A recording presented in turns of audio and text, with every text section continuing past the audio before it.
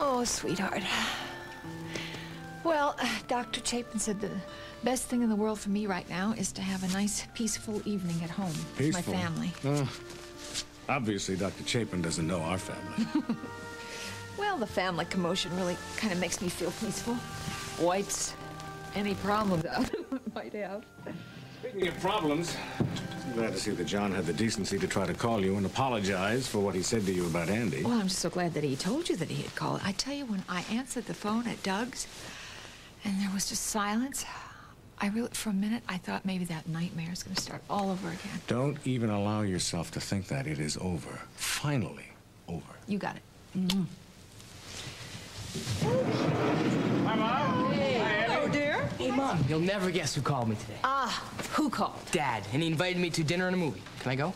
Yeah, you can go. Great. You have to be back at 10, though. All right, great. I'll call him right back. All right. Hi, Doc. Hello.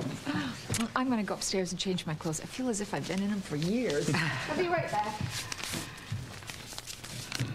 How did Kim's appointments at the hospital go today? Well, her first session with Dr. Chapin went very well. As for the physical, she'll have the results tomorrow, but everything's fine, Mom. There's nothing to worry about.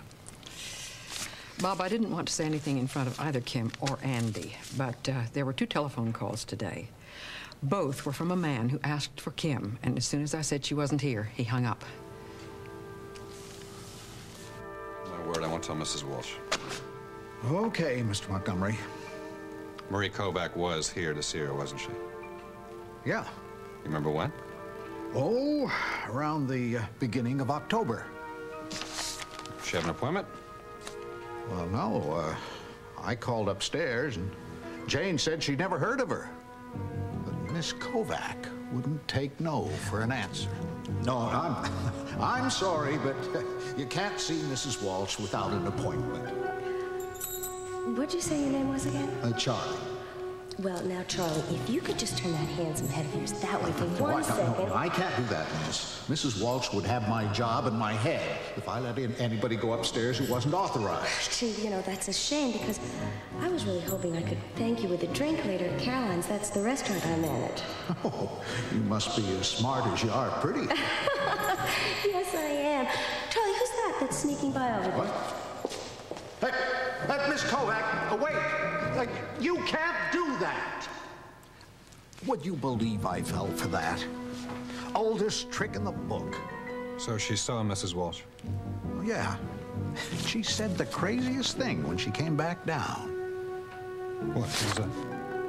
Frannie, not so long ago you thought you were in love with Kevin. Now, do you think that maybe your falling in love with Doug has something to do with what's happening between you and Kevin? No. No, I really am in love with Doug. Are you sure? Yeah, you know, I don't think I realized it myself until just this second. Frannie, if my bringing you this message from Kevin... No. No. Don't you see?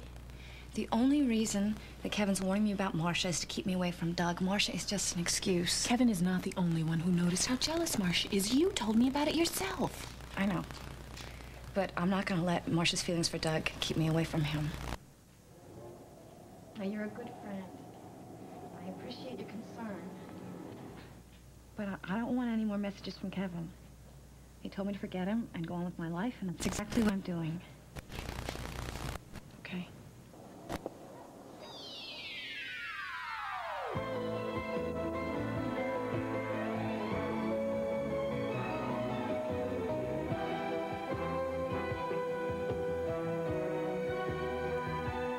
As the world turned,